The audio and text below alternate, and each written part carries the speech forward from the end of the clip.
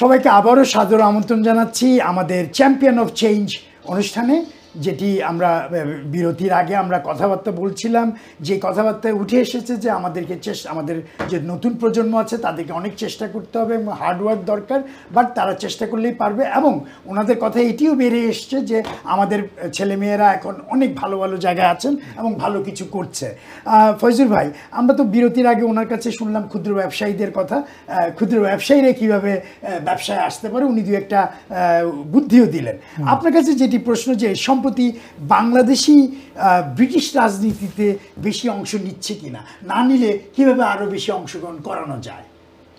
আপনি তো দেখছেন, আপনি অনেক জায়গায় যাচ্ছেন। ধন্যবাদ। হ্যাঁ, না, আমরা যেভাবে আমাদের বাংলাদেশে পলিটিক্সে এগিয়ে আসছে, আপনি দেখবেন বর্তমানে আমাদের 4 জন এমপি, ব্রিটিশ এমপি আছে। আমার মনে হয় উইদিন 10 ইয়ার আপনি দেখবেন 8-10 জনে চলে যাবে। এবং কাউন্সিলরও আমার মনে হয় 200-র মতন আছে, কিন্তু আগামীতে দেখবেন আরও প্রচুর হবে। কারণ আমাদের নিউ জেনারেশনরা তেমন একটা আসছে না, কিন্তু ওদেরকে নিয়ে আসতে হবে। ওদেরকে আমরা যারা বাংলাদেশে বড় হয়ে আসছি, আমরা যখন বাংলাদেশে পলিটিক্স করছি, এখানেও পলিটিক্স করতেছি বা করে যাচ্ছি, তো অবশ্য তারাও কে ফলো করবে, আমাদের ফুটস্টেপ ফলো করবে, এগিয়ে আসবে। তাদেরকে ইন্সপায়ার আমাদেরকে করতে হবে, কারণ তারা যেহেতু শিক্ষা দীক্ষায় অনেক এগিয়ে। আমাদের মাদার টাং হচ্ছে বাংলা, তাদের মাদার টাং হচ্ছে ইংলিশ। তাদের জন্য এই কথাবার্তা বলা, কাউন্সিলর হওয়া ব্যাপারই না, বা এমপি হওয়া ব্যাপার। প্রাইম মিনিস্টার ঋষি সুনাক প্রাইম মিনিস্টার হতে পারলে আপনার আমার ছেলে কেন পারবে না? তো ওদেরকে এগিয়ে আসতে হবে, ওদেরকে আমরা উৎসাহ দিতে হবে। আমরা যে যেখানে আছি, আপনাদের ছেলে মেয়েরা যেভাবে ডাক্তার ইঞ্জিনিয়ার হচ্ছে, এভাবে প্রচুর ডাক্তার ইঞ্জিনিয়ার কিন্তু আমাদের বাংলাদেশের ছেলেমেয়েরা হচ্ছে। সলিসিটার, ব্যারিস্টার তো প্রচুর আছেই, কিন্তু এই পলিটিক্সও এগিয়ে আসবে আশা করি।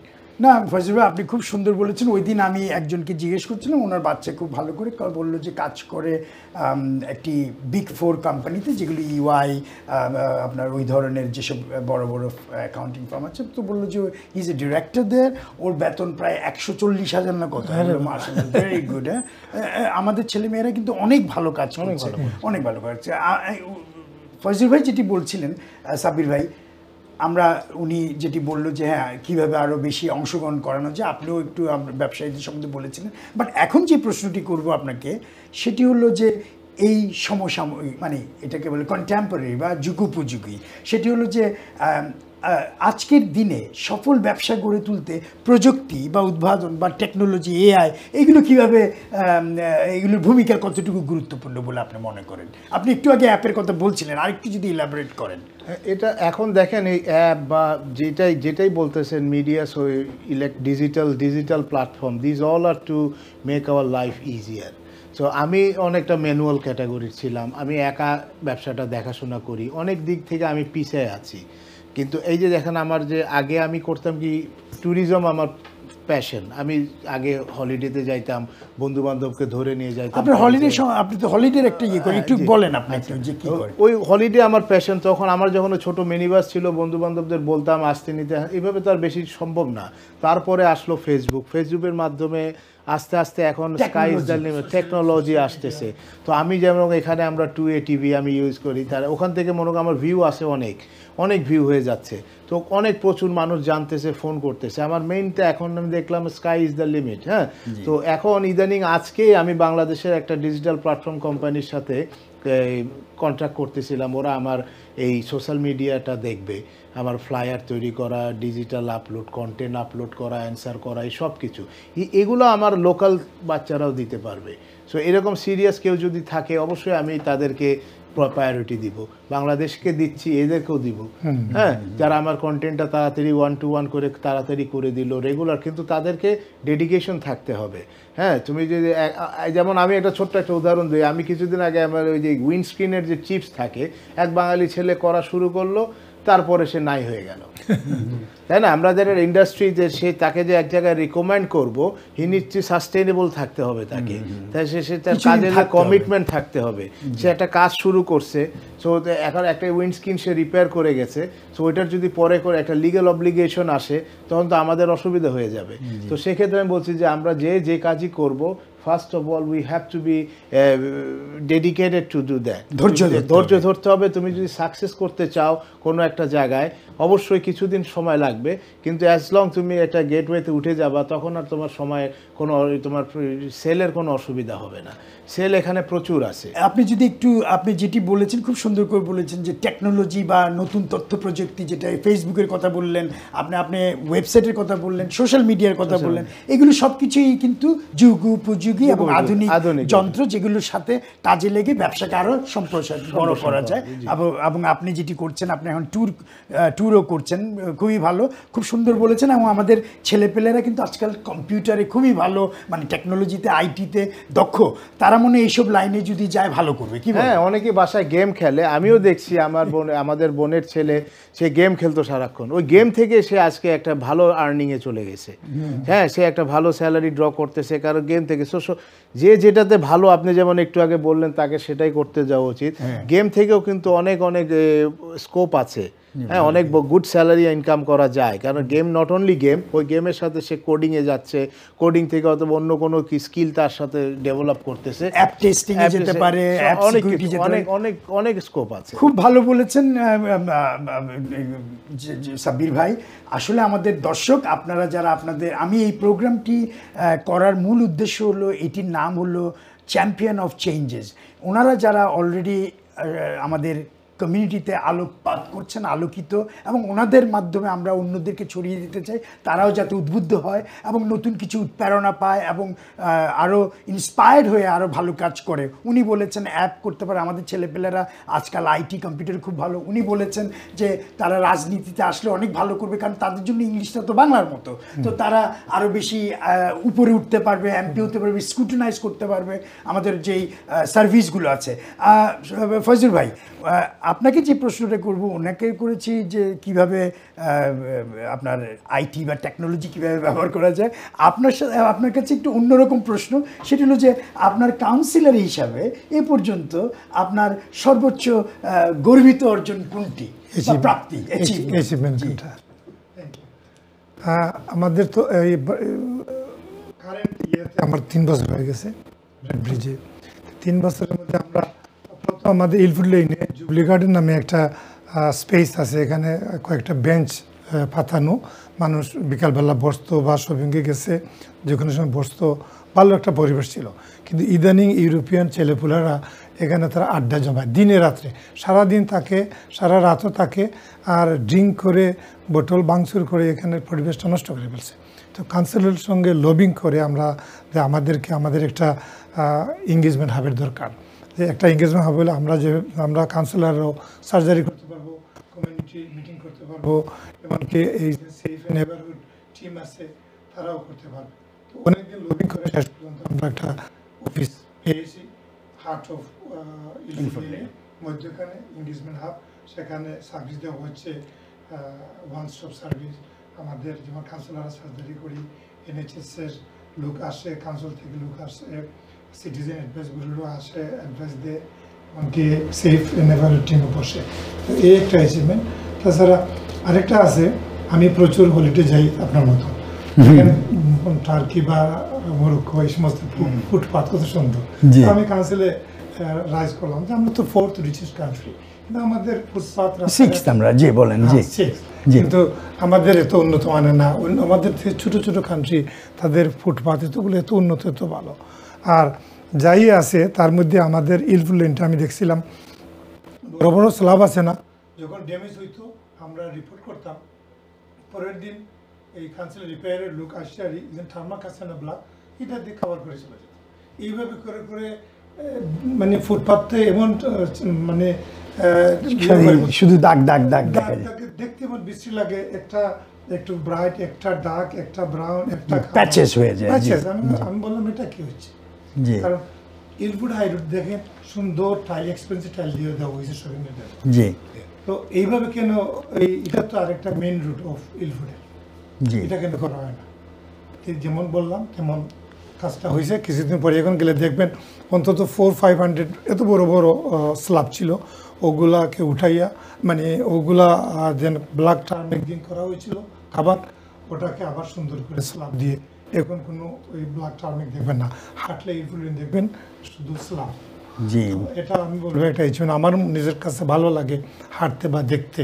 যে আগে বৃষ্টি লাগতো, এমনকি সাইড রোড যেন আছে রেসিডেন্ট এরিয়া, সেখানেও দেখছি আজকাল অনেক সময় একটা স্ল্যাব ড্যামেজ হলে তখন স্ল্যাবের পরিবর্তে স্ল্যাবটা দিচ্ছে, আগের মতন ব্ল্যাক দিত না, ফিল আপ দ্য গ্যাপ করছে না। রাস্তাঘাটের অনেকটা চেঞ্জ। আমরা এজ এ কাউন্সিলর আমাদের জব তো হচ্ছে make a change, make a different in your world. তো চেঞ্জ অনেকটা রাস্তাঘাটে দিন বাইরে আমি ওয়াক অ্যান্ড অ্যাবাউট করি আমার ওয়ার্ডের মধ্যে, যদি ফ্লাই টিপিং দেখি পিকচার উঠাইয়া আমি পোস্ট করি, ক্লিয়ার করাই। তারপরে রাস্তার মধ্যে অনেক জায়গায় আমি দেখছি সাইন মিসিং। ধরেন একটা রোডের নাম হচ্ছে হেনলি রোড, আপনি ইলফুল লেন থেকে ঢুকবেন দেখবেন রাস্তার মাথার মধ্যে কোনো সাইন নেই, নাম নাই। তো ওগুলো দেখে দেখে অনেক জায়গাতে আমি না ওইটা লাগাইছি।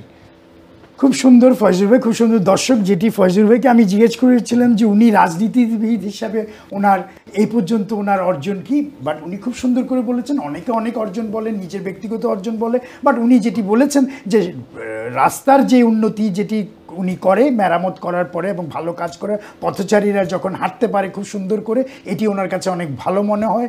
উনি যখন দিক নির্দেশনা দিতে পারে, মানে আমাদের যে সাইনেজগুলো আছে রাস্তার ওগুলো যখন মিসিং হয় ওইটাও যদি উনি ঠিকমতো করতে পারে, তার মানে উনি এটি বলতে চায় যে উনি জনগণের কথা শুনে। এবং আরেকটি কথা উনি বলেছে, আপনারা শুনেছেন, উনি নিজেও রিপোর্ট করতে পারে। আপনারা যারা যে কাউন্সিলে আছেন তারা যদি আপনাদের কোনো প্রবলেম হয়, সেটি ফ্লাই টিপিং হতে পারে, সেটি রাস্তায় পথল হতে পারে, অথবা ল্যাম্পপোস্টে বাতি নাই, আপনারা ল্যাম্পপোস্টের নাম্বারটা দেখে অনলাইনে গিয়ে শুধু যদি বলেন যে ল্যাম্পপোস্টের লাইটটা বদলিয়ে দাও, ইমেল দেন, ওরা কিন্তু আপনাকে করে দিবে। না হলে ওরা বলবে কি হচ্ছে, তাই না ফজল? এইটাই খুব সুন্দর করে বলেছেন। এবং এটি করলে যে জনগণ বা ওনার যে অভিবাসী আছে, ওনার যে রেসিডেন্টসরা আছে, ওনারাও কিন্তু খুশি হয় এবং ওনার কাজে উনি এটিতে গর্ববোধ করে যে ওনার রাস্তাটা সুন্দর এবং মানুষরা পথচারীরা হেঁটে খুব ভালো পাচ্ছে। এবং ইলফুল লেন তো আসলেই বিজি এলাকা। সাবির ভাই, উনি ওনার যে কথাটি বলেছে, বাট আমি আপনাকে এই প্রশ্নটি একটু আগে করেছিলাম, বাট ওইটি অন্য আঙ্গিকে, বাট এই প্রশ্নটা একই রকম হতে পারে, বাট এটি একটি অন্যভাবে যদি করে। আপনি হুজহু বাংলাদেশি, ব্রিটিশ বাংলাদেশি হুজহুতে আপনি প্রাইজ পেয়েছিলেন, আপনি যেটি আপনার সিভিতে আমি দেখেছিলাম। বাংলাদেশি ব্যবসায়ীরা কীভাবে, আগে বলেছিলাম কমিউনিটি, বাট বাংলাদেশি ব্যবসায়ীরা একে অপরকে কীভাবে সাহায্য করতে পারে, সহযোগিতা করতে পারে বলে আপনি মনে করেন? যেমন ব্রিটিশ চেম্বার অফ কমার্স আছে, অথবা বিজনেস ক্লাব বা এই ধরনের কিছু, বা এমনি আপনি আরেকজন ব্যবসায়ীকে কীভাবে সাহায্য করতে পারেন?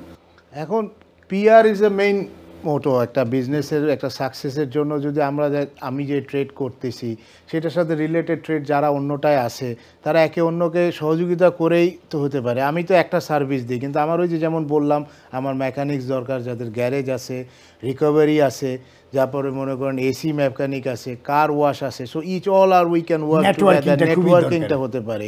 যেমন আমার ডিজিটাল মার্কেটিং দরকার আছে, যেমন ট্যুরের ব্যাপারে আমি কিন্তু অনেক সাথে আমি হালাল খাবার দিই। সো আমাকে আমস্টারডামে আমি যখন যাই, ওখানে আমাকে সাপ্লায়ার খুঁজে বের করতে হয়েছে যে আমাদের কাছে খাওয়া নিয়ে আসবে। প্যারিসে ঠিক সেই রকম আমাকে খুব ভালো রেস্টুরেন্ট থেকে খাবার নিয়ে আসতে হয়। আমি যেয়ে খেতে পারবো না, কারণ আমার এত টাইম নাই, গাড়ি যাবে না, মানুষও অনেক। সো এই যে আনার এই ক্যাটারিং সার্ভিস সব আমি বাঙালিদেরকে খুঁজে খুঁজে বের করে নিয়ে আসি। ইভেন সুইজারল্যান্ডে কোথায় গিয়ে আমি হালাল খাবার ব্যবস্থা করবো, সব কিছু একটা নেটওয়ার্কিং করতে হয়েছে। সো এটা আমি একা পক্ষে সম্ভব না, সেটাকে আরও ভালো করতে হবে। আপনি যেটা মনে করলেন যে আমি যে আসার আমার প্যাশন থেকে আজকে এই অবস্থা, আজকে আমার যেরকম সবাই আমি কিভাবে প্রমোট করছি, যে আপনি ম্যানচেস্টার থাকেন, বার্মিংহাম থাকেন, যেখানেই থাকেন, আপনি যদি আজকে ডিজনিল্যান্ড যেতে চান বা সুইজারল্যান্ড যেতে চান, আপনাকে প্লেনের টিকিট কাটতে হবে, হোটেল বুকিং দিতে হবে, সব কিছু। আমার অনেকের ওই রকম ক্যাপাসিটি আছে, আবার অনেকের নাই। হ্যাঁ, তাদের জন্য আমি সময় নাই, আমি আছি তাদের জন্য। আপনারা আসেন গাড়ি নিয়ে, বার্মিংহাম থেকে আমার এখানে আসে, আমার ইয়ার্ডে গাড়ি রেখে আমার কোচে ওঠে, তারপর দায়িত্ব আমার। আমি প্লেনে নেই, শিপে নেই, ক্রুজে নেই, আমি নিয়ে যাব, আমি ফেরত আনবো। That's it. সো এইভাবে চলতেছে। সো এই যে নেটওয়ার্কিং একটা দরকার, সেটা আমার লাইনে আমি আছি। আমার দেখা মতো বাংলাদেশে আমার কমিউনিটির কেউ আর আমার মতো কোচের বিজনেসে নাই। সো আমি চাই যে আমার একটা মেকানিক হোক, আমি চাই আমার একটা মেকানিক, একটা ইঞ্জিনিয়ারিং হোক, যেখানে আমি আমার কোচগুলো আমি দিতে পারি। কেউ একজন যেমন আমাদের প্রতিটা কোচকে 6 সপ্তাহ পর পরে এমওটির মতো মিনি এমওটি করতে হয়, সেটা করতে অ্যারাউন্ড 200 পাউন্ড করে আমি দেই। হ্যাঁ, তো আমার 13টা কোচ। সো আমি যদি দেখি আমাদের কোনো বাঙালি ভাই এই বিজনেসটা শুরু করছে, so of course I will be joint with them. সেই যে networking, helping each other. So আমি কি এখন এই সেফটি চেক করতে প্রতি সপ্তাহে আমার 2-3টা অ্যাপয়েন্টমেন্ট থাকে, আমাকে যেতে হয় নোখিল রমফোর্ডে। এত দূর এটাকে আমার ড্রাইভারদের 3 ঘন্টার আসা যাওয়ার ভাড়া ওয়েজেসও আমাকে দিতে হয়। সো 200+ ওইটা। এখন যদি কোনো বাঙালি ইঞ্জিনিয়ার আসে, স্টেজ কোচে চাকরি করে হয়তো বা ছোটোখাটো দেয়, সে যদি এসে বলে ভাই আমি সেফটি ইন্সপেকশনের কোর্স করছি, I can do your safety, আমি তোমার ইয়ার্ডে এসে তোমার সেফটিগুলো চেক করে দিব, তা আমি অবশ্যই তাকে হেল্প করবো। সাব্বির ভাই খুব সুন্দর করে বলেছে। দর্শক, আপনি এই আমাদের যে কথোপকথন, আমাদের যে আলাপচারিতা, আপনি যেটি জানতে পারলেন ওনার থেকে যেটি জানতে পারলাম ব্যবসায়ী থেকে, যে সেখানে অনেক অপরচুনিটি আছে। আপনারা চাইলে অনলাইনে খাওয়া সাপ্লাই এবং বিভিন্ন জায়গায় অনলাইনের মাধ্যমে, যেগুলো আজকাল হয় কিন্তু আরেকটু অন্য ধরনের, যে আপনি মার্কেট রিসার্চ করে যে এই মার্কেটে ওনাদের কি দরকার, আপনি ওটা সাপ্লাই করতে পারেন। যেমন উনি বলেছেন যে ওনার পরিষ্কারের জন্য দরকার হয়, ইঞ্জিনিয়ারের দরকার হয়, কার ওয়াশের যে ভ্যালেট সার্ভিসের এটা দরকার হয়। এই ব্যবসাটা আপনি করলে শুধু ওনাকে না, আপনি আরও অন্য জায়গায়ও সাপ্লাই করতে পারবেন। তো আমার মনে হয় ওনার কথায় যেটি বুঝলাম, যে যারা ব্যবসায়ী আছেন, বিভিন্ন ব্যবসায়িক নেটওয়ার্ক আছে। আমাদের এখানে আসলে 2টি বাংলাদেশি ব্যবসায়িক আছে ফজল ভাই, আপনি জানেন, ব্রিটিশ চেম্বার অফ কমার্স এবং FBCI, এরকম করে 2-3টে আছে, এবং অনেক বিজনেস ক্লাবও গড়ে উঠেছে। তো আমরা চাবো যারা বাঙালি ব্যবসায়ী কমিউনিটি আছেন, তারা যাতে আরও আপনাদের প্রচার করেন, এবং করলে যারা ব্যবসায়ী আছেন তারা আপনাদের সাথে জড়িত হবে, সেমিনার করেন, সিম্পোজিয়াম করেন, যেগুলো মেলা টেলা হয়, এই ধরনের ব্যবসায়িক মিলন মেলা। তাইলে আপনারা একে অপর থেকে জানতে পারবেন, এবং আমাদের বাচ্চারাও হয়তো কাজের কর্মসংস্থান পাবে, এবং যারা ব্যবসা করে তাদেরও উপকার হবে। ফজল ভাই, আমি এই প্রশ্নটা একটু আগে করেছিলাম, বাট তারপরেও এটা একটু অন্য ধরনের। সেটি হলো যে জনসেবা বা রাজনীতি, এটাতে আগ্রহী তরুণদের আপনি কি পরামর্শ দেবেন, যারা চায়? এই আগেই বলেছিলাম কারা আসতে পারে, বা চাইলে তারা আসতে চাইলে কি করতে হবে, বা আপনি কি পরামর্শ দিবেন তাদেরকে, কেউ যদি করতে চায়? সমস্যা এইটাই যে ওদের সঙ্গে কথা বলে অনেক সময় আসে না, ওরা জানেই না যে কীভাবে, অনেকে বাইরে থেকে মনে করে হয়তো পলিটিক্স কত হার্ড হবে, কিন্তু না ঢুকলে তো বোঝা যায় না, বাইরে থেকে বোঝা যায় না। যখন পলিটিক্সে ঢুকবে, একটা পার্টিতে ঢুকবে, ওরা অ্যাক্টিভ হবে কীভাবে, তাদেরকে এইভাবে গাইড দিতে হবে যে তোমরা মেম্বারশিপ নিয়ে, মেম্বার হলে ইমেল আসবে, অনেক সময় লোকাল যে পার্টি আছে, ব্রাঞ্চ মিটিং অথবা সিএলপি মিটিংয়ে ওরা যাবে, অ্যাটেন্ড করবে, পার্টি কিভাবে রান হয়, পার্টি কিভাবে চলে, দেখলে বুঝলে তাদের অবশ্যই ইন্টারেস্ট আসবে। এমনি যারা যাচ্ছে না, দেখছে না, তারা বাসা বসে তো ইন্টারেস্ট তাদের হবার কথাই নাই। তাদেরকে আমরা নিয়ে আসতে হবে, আমরা সাথে করে নিয়ে মিটিংয়ে গেলে 2-4 দিন গেলে দেখবেন ওদের ইন্টারেস্ট এমনিতেই হয়ে যাবে, সে নিজে থেকে যেতে চাইবে। গুড, খুব সুন্দর করে বলেছেন। রাজনীতিতে প্রথম কথা হলো যে তরুণরা বা তরুণ প্রজন্ম, যারা নতুন প্রজন্ম আছে, তাদের রাজনীতিতে আসা উচিত। আমি যখন এই দেশে প্রথম আসি তখন বলেছিল একটি কথা, আমার মনে আছে ফজল ভাই, আপনি তো আমারও অনেকে আগে আসছেন, সেটি হলো যে if you can't beat them you join them. হ্যাঁ, তার মানে কি, আপনি শিখতে হবে, আপনি যদি তাদেরকে হারাতে না পারেন, আপনি জয়েন করেন, তারপর শিখে আপনি জিতেন। আমার মনে হয় নতুন প্রজন্ম যারা আছে ওরা আমাদের চেয়েও ভালো করবে, বাট তাদের উচিত এগিয়ে আসা এবং করা। রাজনীতি সেটি যেই দলই পছন্দ করে করতে পারে, আমরা তো একটি দলের, বাট এটি কোনো ব্যাপার না।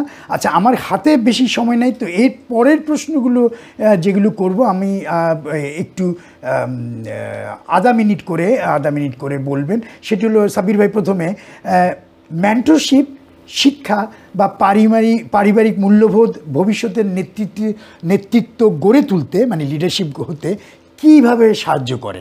এই যে মেন্টরশিপ, অথবা আমরা অ্যাপ্রেন্টিসের কথা বললাম, বা আমি আপনাকে গাইড করলাম, এই জিনিসটা কিভাবে যে কোনো নতুন ইয়াং প্রজন্মকে সাহায্য করে? ইয়াং হতে পারে অথবা বয়স্ক হতে পারে, ও মেন্টরশিপে তো যেতেই পারে, মানুষের একজনের শ্যাডো হতে পারে, তাই না? অবশ্যই, এটা তো অবশ্যই প্রয়োজন আছে। এই যে আমার কাছে কেউ যদি এসে কোনো সহযোগিতা চায়, সো আমি যে তাকে যে এটা একটা দিক নির্দেশনা দিলাম আমার অভিজ্ঞতা থেকে, যে বললাম এই সেক্টরের এই জায়গাটা একটা ল্যাকিং আছে, তুমি এই জায়গাটা এক্সপ্লোর করো, হ্যাঁ, এই পোর্টহোলের দিকে আগাও, you might be get something, হ্যাঁ, এই যে গাইডলাইন্সটা, হ্যাঁ, এইটাই হতেছে মেইন। সবসময় ব্যবসা করতে পয়সা লাগে না, আপনি একটা জিনিস খুঁজতে খুঁজতে, আপনার অভিজ্ঞতা নাই কিন্তু আমার বা ফজল ভাইয়ের একটা অভিজ্ঞতা আছে, তা আমরা যদি আপনার কাছে, আমার কাছে কেউ যদি আসে কোনো একটা জিনিস দরকার, আমি তাকে সুযোগ করে দেবো। আমার কেউ যদি বলে আমি গাড়ির ব্যবসা করতে চাই, কীভাবে লাইসেন্স নিতে হয়, আমি অনেকে খুঁজবে, আমরা খুঁজে বের করছি, হ্যাঁ, এখন আমি তাকে 1 মিনিটে বলে দেবো এইভাবে আগাও, এত টাকা ব্যাংকে রাখো, পথটা খুব সহজ করে দিবেন, সহজ করে দিব। আর আমার কিছু হলে যদি বলে ওয়ার্কিং কাউন্সিলের, আমি জানি আমার পাশে বসে আছে স্বরাষ্ট্রমন্ত্রী, ধন্যবাদ, কোনো একটা এনফোর্সমেন্ট মিনিস্টার বসে আছে, সো এনি গাইডলাইন্স আমি তাকে ফোন করলে আমি জানি, আমি তার কাছ থেকে ইনফরমেশন পাই, তাকে দিয়ে দিলাম যে তুমি এইভাবে দেখো, যে এই these are the thing making speed up the thing. খুব সুন্দর বলেছেন সাব্বির ভাই, আসলে আপনি খুব সুন্দর। একই প্রশ্ন আপনার কাছে, উনি যেটি বলেছে সেটি ছিল ব্যবসায়িক আঙ্গিকে, আপনাকে বলবো রাজনীতিতে কেউ যদি নতুন বা করে নাই, নতুন হতে পারে, বয়স্ক হতে পারে, কিন্তু তারা একদম আনকরা নতুন রাজনীতিতে যেতে চায়, আপনি কিভাবে তাদেরকে সাহায্য করবেন? তাদের জন্য মেন্টরশিপ খুবই ইম্পর্ট্যান্ট, যেভাবে গাইডেন্স, ফ্যামিলি থেকে গাইডেন্স করতে হয় ঠিক উপায়ে। ধরেন আমরা যারা সিনিয়র যারা পলিটিশিয়ান আছে, তারা তাদের নতুনদেরকে গাইড করতে হবে। ওরা গাইড করলে অবশ্য তাদের গাইড অনুযায়ী তারা এগিয়ে গেলে তাদের জন্য পলিটিক্সে আসা বা পলিটিক্সে এগিয়ে যাওয়া কোনো ব্যাপারই না, বুঝতে পারছেন? Guidance very important. ধন্যবাদ, অনেক দূরে। ধন্যবাদ ফয়জুল ভাই। আমার প্রায় শেষ হয়ে যাচ্ছে, আধা মিনিটের চেয়েও কমে। আগামী 10 বছরে আপনি বাংলাদেশি এখানে যারা থাকে, মনে করেন যুক্তরাজ্যে বাংলাদেশি কমিউনিটিকে আপনি কোথায় দেখতে চান? অবশ্যই এখন বাংলাদেশি কমিউনিটি সবাই অনেক দিয়ে শিক্ষার দিক থেকে অনেক আগায় যাচ্ছে, সেটা তো আমি নিজ হাতেই দেখতেছি। আমি যেখানে ছোট্ট একটা মিনি বাস দিয়ে কাজ শুরু করেছিলাম, আজকে আমার যে মনে করেন 13টা বাসের 8-10টা রুটে 200-র উপরে বাচ্চা যাচ্ছে, তার মধ্যে প্রচুর বাংলাদেশি আছে, প্রচুর বাংলাদেশি বাচ্চারা আস্তে আস্তে যাচ্ছে গ্রামার স্কুল থেকে, তাদেরকে আমি ইয়ার 6 থেকে শুরু করে আজকে যাচ্ছে।